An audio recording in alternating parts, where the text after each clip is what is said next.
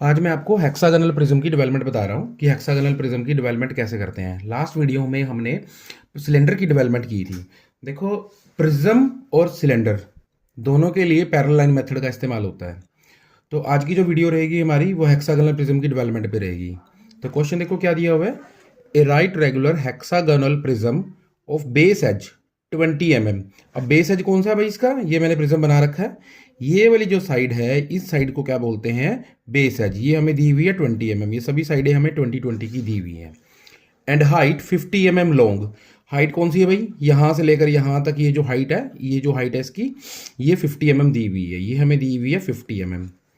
The axis of the prism is perpendicular to H P and parallel to VP. अब देखो ये क्या, centre वाली लाइन जो है ये है एक्सिस, ठीक है जी। ये हमें परपेंडिकुलर टू एच पी दिया हुआ है और पैरेलल टू वीपी दिया हुआ है। इसमें आगे एक चीज और दी हुई है, it is cut by a section plane inclined at 45 degree to the H P passing through the upper edge of the base.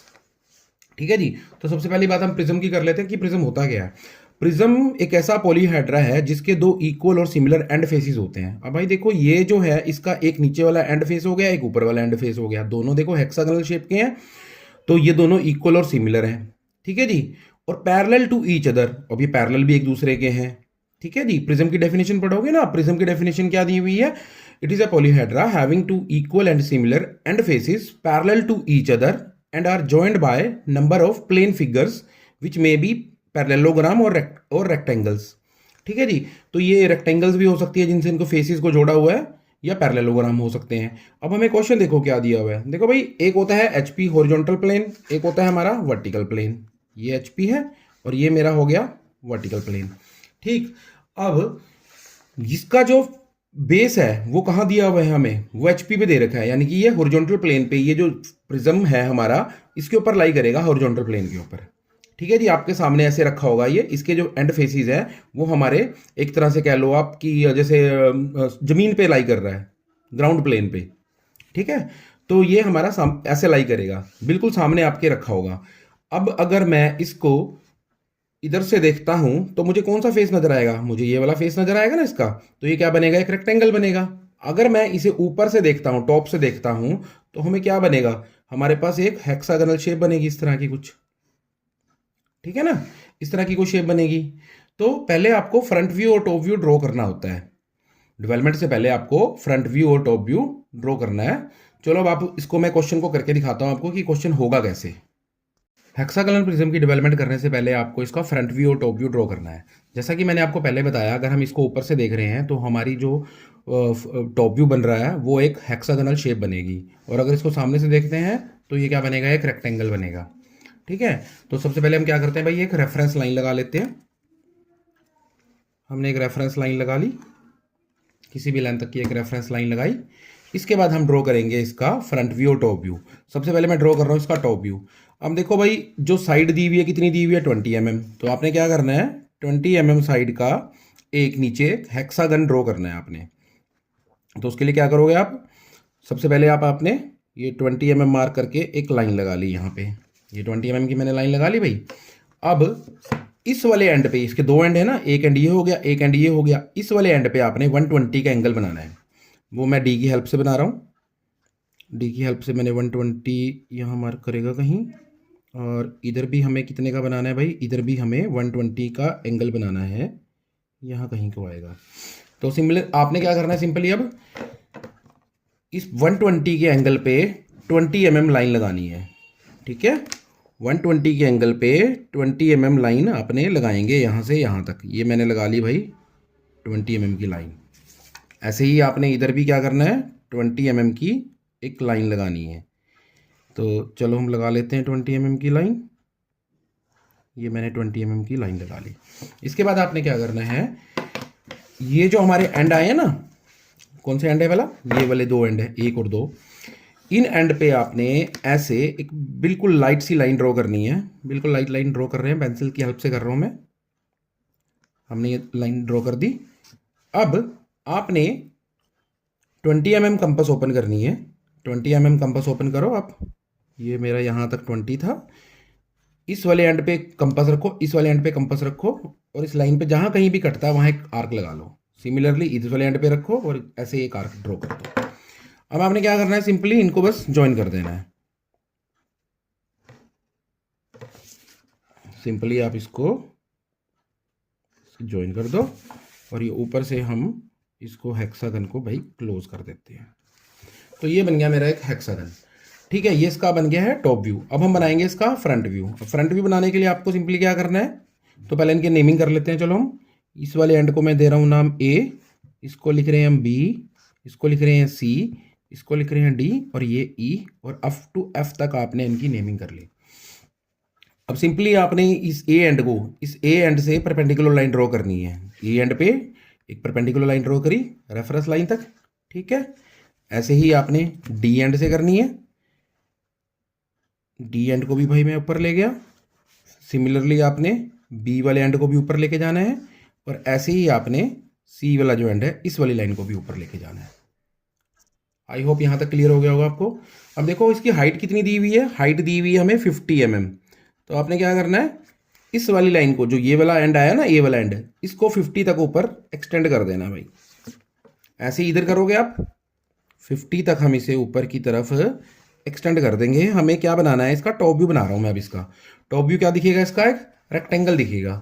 तो मैं एक रेक्टेंगल बना रहा हूँ जो 50 mm हाइट की हो।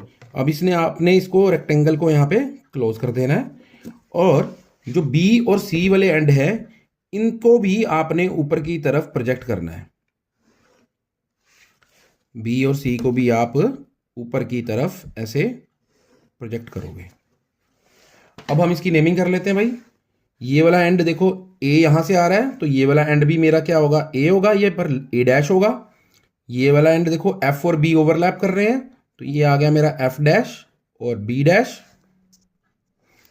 ई और सी ओवरलैप कर रहे हैं, तो ये वाला जो एंड है ई डैश और सी डैश, और ये वाला एंड क्या है मेरा डी डैश। ऐसे ही सिमिलरली नीचे ए, ये हो गया एफ बी, ये हो गया ई सी, और ये आ गया मेरा डी। आई होप यहाँ तक क्लियर होगा आपको। अब आपने क्या करना है, देखो हेक्सागोनल प्रिज्म है। प्रिज्म जो है वो हमारा हेक्सागोनल शेप का है, तो हेक्सागन की साइड्स कितनी होती हैं, 6 साइड होती हैं। एक साइड हमें कितने की दी हुई है, 20 की दी हुई है। तो अब जब इस हेक्सागन को हम खोलेंगे तो इसकी 6 की 6 साइड खुल जाएंगी ना, तो यानी कि इसकी जो एक्सटेंडेड लेंथ होगी वो कितनी होगी, 20 × 6 120 mm। कितनी होगी भाई, 120 mm।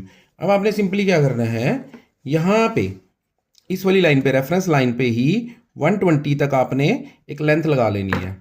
तो मैं मार्क कर लेता हूँ, चलो 120 की लेंथ को मैंने यहाँ और यहाँ पे इसको ऐसे मार्क कर लिया। ठीक है, अब मैं इसको पेंसिल की हेल्प से बना रहा हूँ। अब इसकी हाइट कितनी दी हुई है, 50 mm। आपने क्या करना है, यहाँ से 50 mm तक एक परपेंडिकुलर लाइन ड्रॉ करनी है। सिमिलरली दूसरे एंड पे भी 50 mm तक एक परपेंडिकुलर लाइन ड्रॉ होएगी।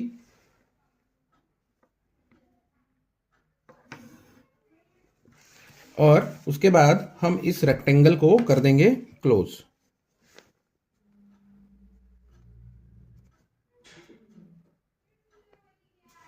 इस रेक्टेंगल को हमने क्या कर दिया, क्लोज कर दिया। ये इसके पैरेलल ही एक रेक्टेंगल बन जाएगी। अब इसके मुझे कितने पार्ट करने हैं इस रेक्टेंगल के, 6 इक्वल पार्ट करने हैं। क्या आपने 6 इक्वल पार्ट करने हैं, वो चाहे आप कंपास की हेल्प से करो या स्केल से कर लो या डिवाइडर से कर लो, जैसा आपका दिल करे। तो मैं स्केल से कर रहा हूँ, मैं 20-20 पे इक्वल पार्ट कर रहा हूँ इसके, और मैं निशान लगा रहा हूँ। ठीक है, अब हमने क्या करना है, ये जो एंड आए हैं हमारे, इन एंड्स को ऊपर की तरफ यहाँ पे परपेंडिकुलर लाइंस ड्रॉ करनी है।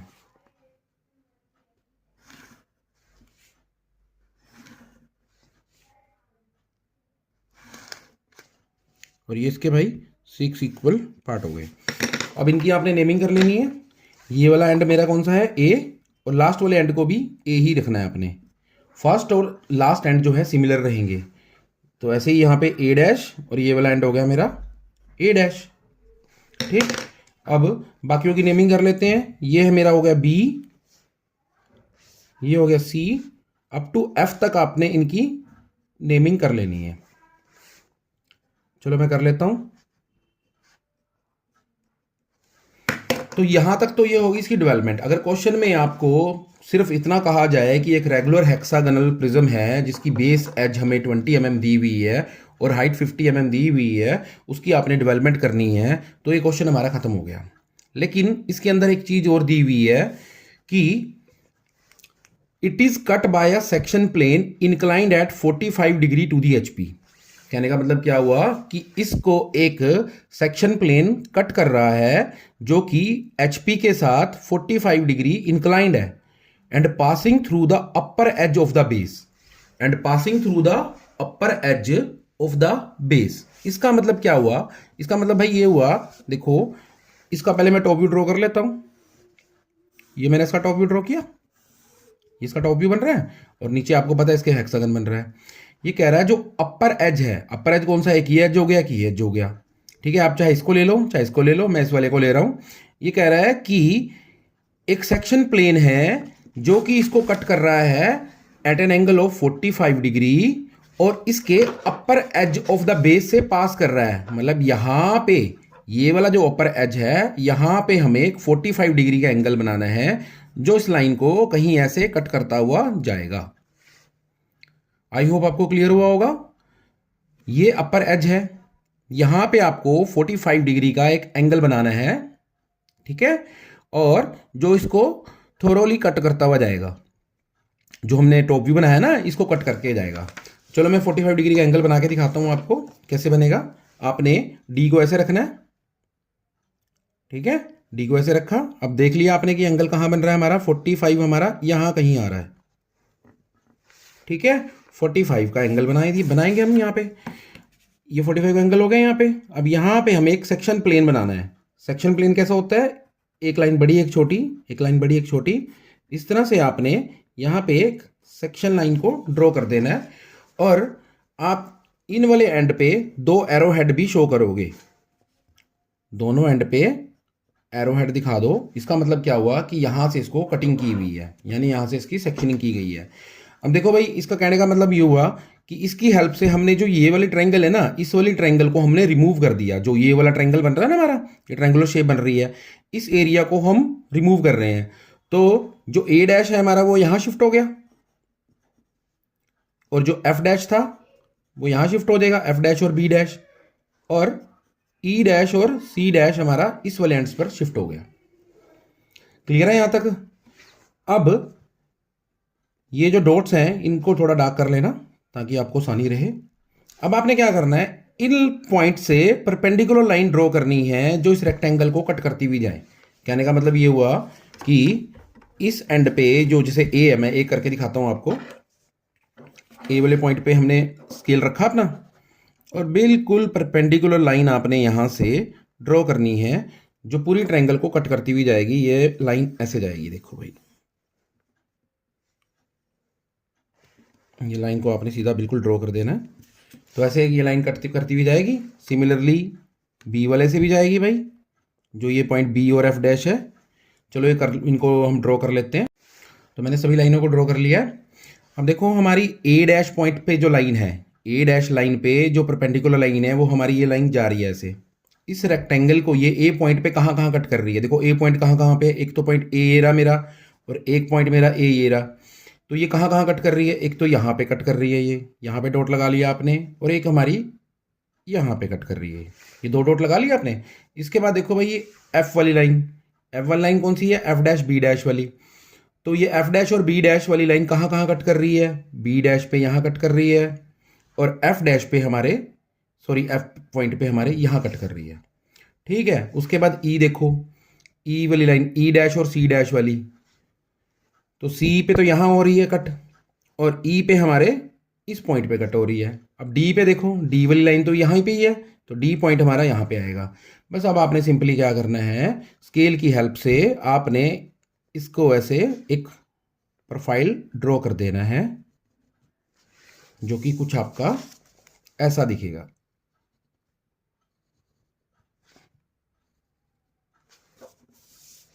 ठीक है, आई होप यहां तक आपको क्लियर हो गया होगा कि हमने कैसे किया। तो ये प्रोफाइल ड्रॉ करने के बाद आप क्या करोगे, आप जो ये पॉइंट आए ना हमारे, ये ए था, तो ये वाला जो मतलब कहने का मतलब ये हुआ कि ऊपर वाला एरिया हमारा रिमूव हो गया। तो ये वाला जो पोर्शन है हमारा, वो पोर्शन भी हमारा बिल्कुल लाइट बनाना है। हमें सिर्फ क्या डार्क करना है, हमें सिर्फ इतना एरिया डार्क करना है, ये जो एरिया अंडर दी कर्व है, तो इनकी नेमिंग करनी है आपने। तो ये हो गया मेरा ए डैश, ये पॉइंट हो गया मेरा बी डैश, सी डैश, और ये भी डी डैश है। ये सारे ऊपर वाले डैश हैं, ये फ्रंट व्यू को रिप्रेजेंट कर रहे हैं। और ये है हमारा ई डैश और एफ डैश और ए डैश।